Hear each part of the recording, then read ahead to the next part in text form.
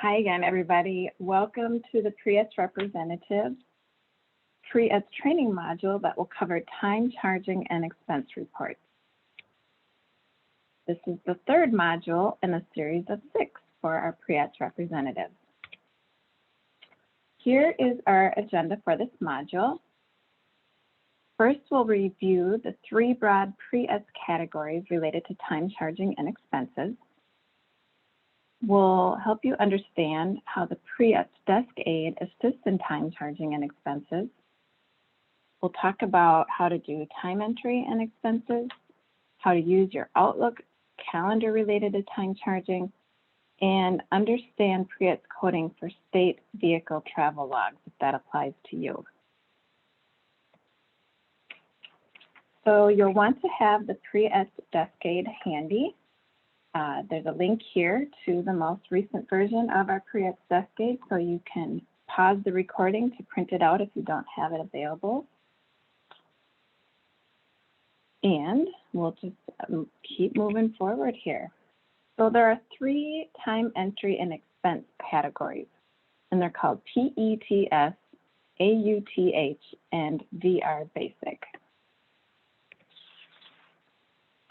You'll recall that we have 3 primary PREETS categories that our PREETS representatives need to be concerned about.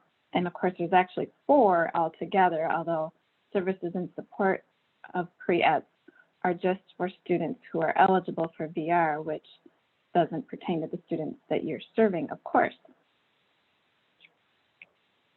So those categories translate into time entry categories as follows.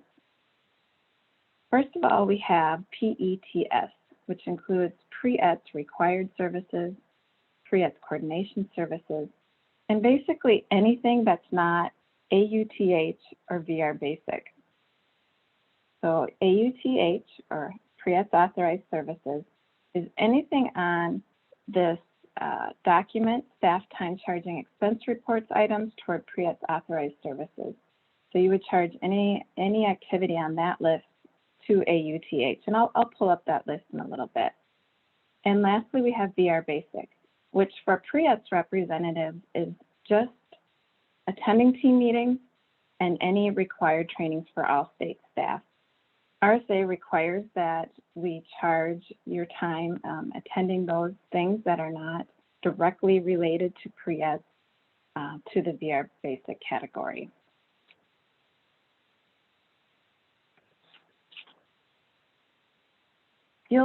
When you go into the self-service system to complete your time entry and expenses, you will see the following 3 codes. So when I say PETS, I'm actually referring to this code B22 VRBS PETS FY21. So the PETS is in there. And for PREETS representatives, your default is set at 7.84. And then AUTH is actually the code that has AUTH in it. And the default for that category is set at 0.08. And then VR Basic has the code with VR Basic in it, and that default is also set at 0.08. Now, the reason we set the defaults at such weird time amounts is that it will require all staff to go in and change those defaults each time. So we don't want you to leave your time entry set at these because we need to be very accurate in our time entry. And again, keep in mind that if you're not spending any time on authorized or VR Basic services in a time period, you could just delete those lines on your time entry and put 100% of your time to PETS. That's your default.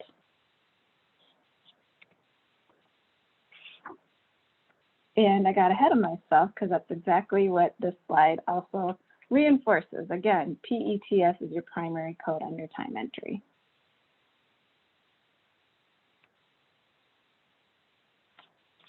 So this is how your PREETS desk aid works. On the left-hand side of the document, you'll see under the heading of PREETS staff time charging, the list of the 5 required services, the PREETS coordination services, the authorized services, and of course services in support of pre-ETS, which you don't need to be concerned about.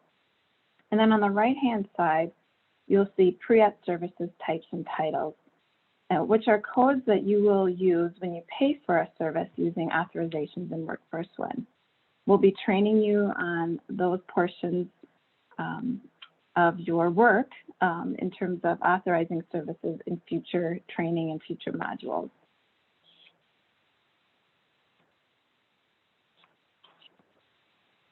Also, just wanted to mention what these extra notes are in the desk aid.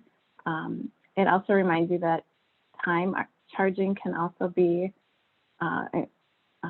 include, your case documentation, which is basically doing your case notes, as well as travel time and your expenses related to pre-ETS. Right now, when this is being recorded, we're in the midst of a pandemic, so we're not traveling so much, but hopefully later in the year you will be, so you'll need to be concerned about that. There's also a note on the right-hand side about CFP. CFP relates to our VR intensive students that we're serving, so you don't need to be concerned about that note.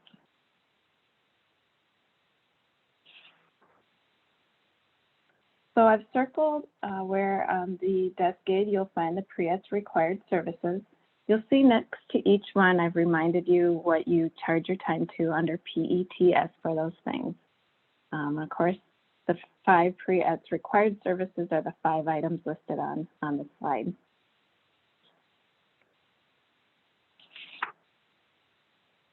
You'll also see that when you read the definitions for each of the required services, that pre-ETS time can be charged for both providing a service as well as arranging for that service. And this really will come more into play when you're doing your case notes and entering case note categories, but it definitely relates to your time charging too. So I just want to review what arranging for a service is versus providing. Arranging includes discussing, identifying, planning, or scheduling pre-ETS activities for a specific student. It should occur in collaboration with the student. It can include the student's parents, school support, and others. And it also can be done individually or within a group setting. And here are some examples of arranging. So it could be informed choice discussions about, available services, what their interests are, what their needs are. It can be about engaging the student's family in discussions and planning. It can be reviewing comparable services and benefits. In other words, where else could they receive these services, especially through the school? It can be about scheduling or enrolling the student in services delivered by a provider, or communicating to the family and school staff what the anticipated pre-ETS services are going to be and coordinating our roles and responsibilities. So all of that arranging is also a part of the whole entire pre-ETS service. You're arranging and providing that. And then I'm just going to go into the definitions of pre-ETS coordination services. To be honest, because your default time goes under PETS, you don't always have to be as concerned about thinking about, is it a pre-ETS coordination service or is it a pre-ETS required service, because so much of your time is just PETS. Our staff, like our counselors that provide both VR services to individuals as well as pre-ETS, they have to be more concerned about thinking about these categories. But in any case, I'm going to review what's included in pre-ETS coordination services since it's called out in WIOA and it's on the desk aid here. And these are all important activities to be engaging in. So the 4 pre-ETS coordination services are attending IEP meetings, developing work opportunities, working with educators to coordinate pre-ETS, as well as attending person-centered planning meetings for students with waivers. So when it comes to IEP meetings, of course, you're going to charge all of your time attending IEP meetings, including your travel time to PETS. It also includes, of course, all of your time at meetings consulting or explaining our services, even if the student isn't on your caseload. And I guess a really important piece, again, we're going to go into this a little bit more in the next module, but case note categories are really important. So if you attend an IEP meeting, you're going to choose the case note category IEP meeting, but you're also going to want to think about which pre-ed services were discussed or arranged during that meeting, and make sure you're selecting all those pre-ed categories too. So again, I'm going to get into this a little bit more in the next module, but it's kind of an extra reminder for you. So developing work opportunities, it's in WIOA, it talks a lot about our Career Force partners. Career Force is what we call it in Minnesota. Nationally, they call it the American Job Centers. So that's all called out in WIOA that we need to have Career Force or those job centers across the nation, and that we need to be partnering with our other workforce development entities. So if you are spending time coordinating those services, that's considered under the heading of coordination services. So talking with those partners about how we can develop collectively work opportunities for students. Many of our workforce boards, as a part of the Career Force Centers, have youth councils, so you might be asked at times to attend those meetings. So that time is included under coordination services. Any outreach to businesses related to students with disabilities, and then developing any type of work-based learning. So work experiences, job shadows, informational interviews, and other types of work-based learning opportunities. And of course, coordinating our services with school staff is crucial in the success of our work. So anytime you're in a meeting with school staff, talking about kind of broadly how we're coordinating services is all considered pre-ed coordination services. And then they're very specific in WIOA with calling out person-centered planning meetings for students who have waivers. So waivers are administered through our counties, and so if a student has a county case manager, they often have a waiver, which again is through the Medicaid system or medical assistance here in Minnesota.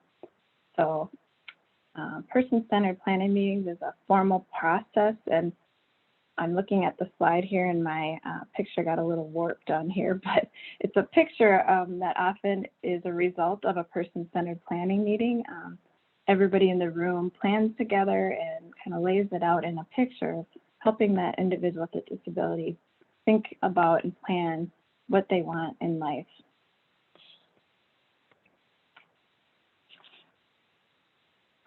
So next, Free as Authorized Services, or AUTH. I have it circled here on the pre-ed desk aid. So I'm going to take a moment just to go over this document that I keep referencing, the staff time expense charging items towards pre-ed authorized services.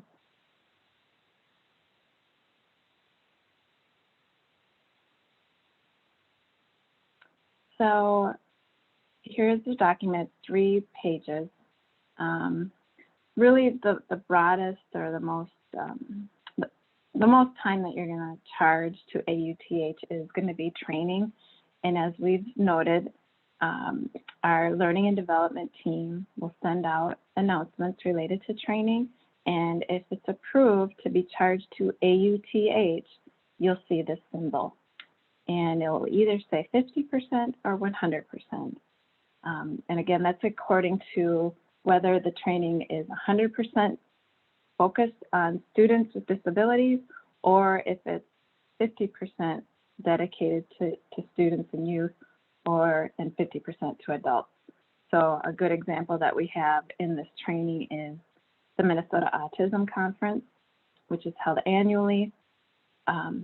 They cover in that conference information related to both youth and adults. So that's why you charge 50% of your time if you attend that conference. Just one example.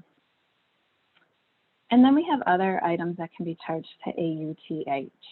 So if you are planning local or regional events or programming with other partners, things like job fairs, work skills days, transition fairs, things like that, that would be under AUTH. And some of these might not pertain to you. So I mentioned in our last training about comprehensive transition programs, and that we have 3 of them in Minnesota. If you happen to be a part of planning for those, you could charge your time to that.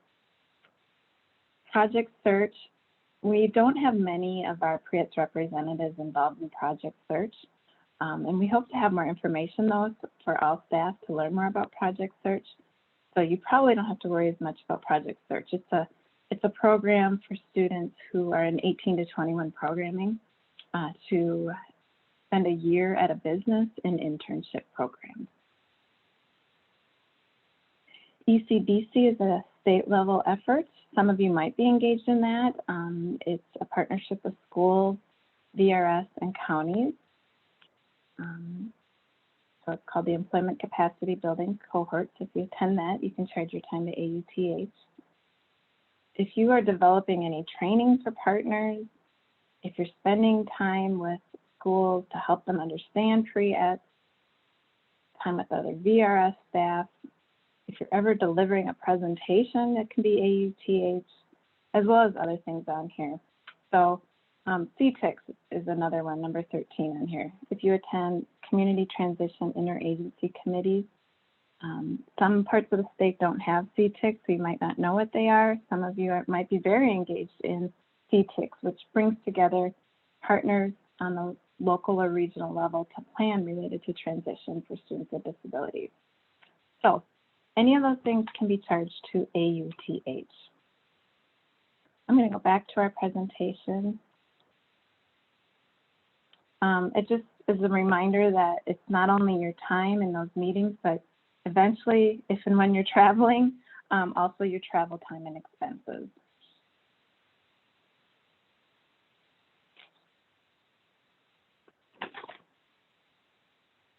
So a little bit more on the time and travel towards training.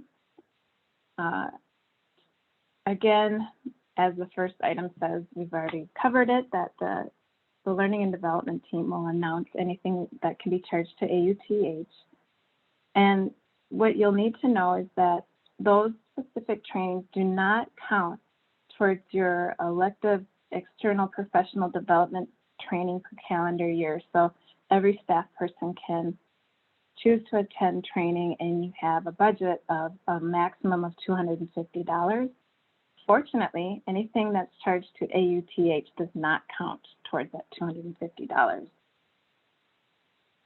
And this last item I've covered in terms of that sometimes it's charged 50% and sometimes it's 100%.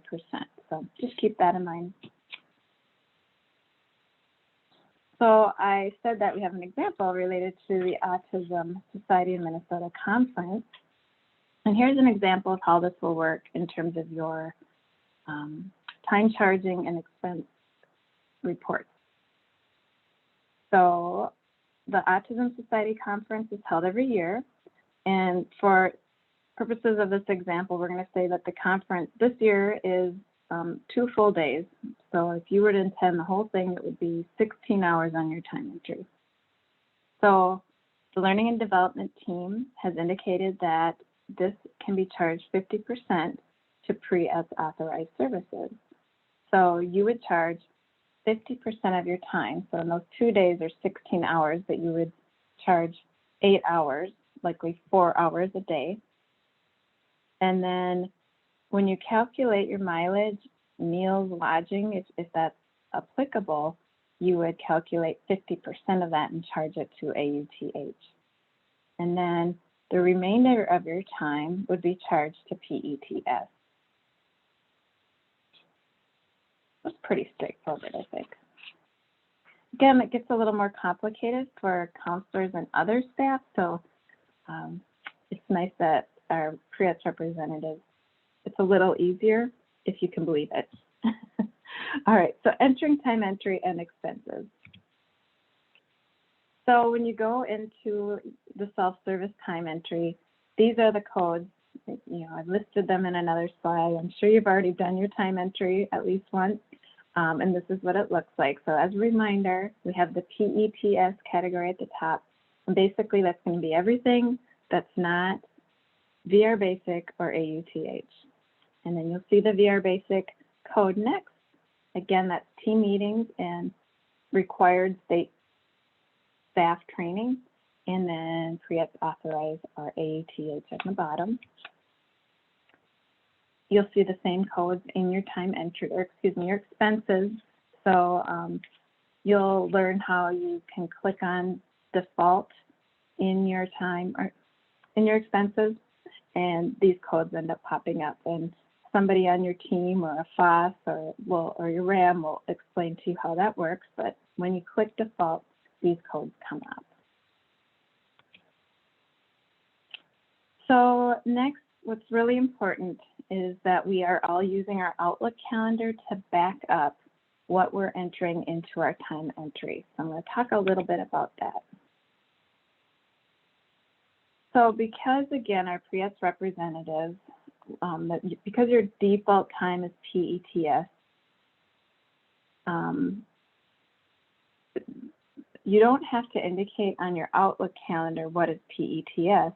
You'll just indicate on your calendar what is not PETS. So anything that's AUTH, PREATS authorized, or VR Basic time needs to be indicated on your Outlook calendar.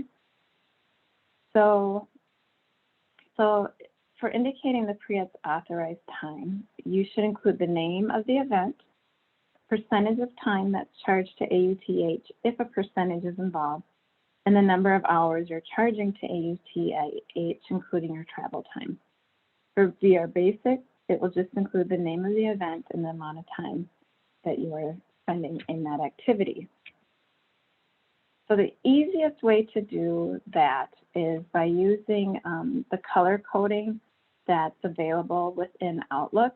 And this is a screenshot from my Outlook. And you'll see you have under tags, tags is kind of a new some feature, so you might just have where it says categorize. You look for that categorize and you can click on that, and then you can assign the colors to a certain category. So you'll see I've assigned, like if it's a holiday, I assign yellow, but then I have PREATS authorized services pink, and VR Basic blue. And I'll show you how I do that. So going back to our example of the Autism Society Conference, again, 50% of my time would be charged to AUTH in this example. And because I coded AUTH as pink, I don't have to write out PREATS authorized then. So I just use pink, and that means PREATS authorized. And I indicated that 50% is charged to AUTH. And so in this case, I have it on my calendar and I say it's 4 hours. Now again, I'm going to use the example for VR Basic, a team meeting. There are two different ways you can go back and code. You can code it originally, so like if you're entering the team meeting into your calendar, you can change the coding, the color coding on it to blue, and you'll see it's 2 hours, so you don't even have to write in 2 hours then. It's just change it to blue, and that indicates that that time was charged to VR Basic. Or if somebody sends you a meeting notice, like your RAM sets up the team meeting and it's already on your calendar, you can go back and just enter another appointment right alongside it and color code it blue and just say 2 hours. So it's pretty easy. At the end of, like when you're doing your time entry, that's how I do it. I go back into my calendar and just code things and then just make sure it lines up with what I've entered in my time entry. Last but not least, those of you that will be using state vehicles, so some of you may not be, but for those that are, real quickly here, just want to review a few things that you'll want to keep in mind if you're using those state vehicles. So this is a screenshot of what a travel log looks like. So each vehicle has a travel log. So it looks like this. And whenever you take a trip, you'll need to be sure to enter the pre-ETS codes into the cost code section on the travel log so that we're accurately charging any mileage on those state vehicles to pre-ETS as well. So again, if you're traveling for anytime that's not PETS or VR Basic, make sure you're putting the PETS code in there. If you're traveling, let's say you're traveling to the Autism Society conference, you can put that cost code in here for AUTH. And at the end of each month, a label needs to be affixed to each travel log, which allows you to enter the total mileage for those two pre-ETS categories. These logs can then be scanned and emailed to Jerry Comeau. His information is on here, and Michaela Lord. She works in our VRS admin office, and Jerry is a part of DEED. Note that you may not have to worry about this information because somebody else in your office might do this, but we need to remind all staff that that's important that these are sent in monthly. And of course, when we're actually traveling, which you may not be doing right now. So if you have questions about this process, ask your RAM or someone else in your office, but we just needed to make sure everyone is aware that if you are using state vehicles, that we're charging time appropriately. Okay, so let's finish off with another quiz. So we've got for this quiz 6 questions. So take up a piece of paper, indicate whether the item should be charged to PETS, AUTH, or VR Basic. You can pause the recording, and then once you've answered the questions, press play, and I'll review the answers.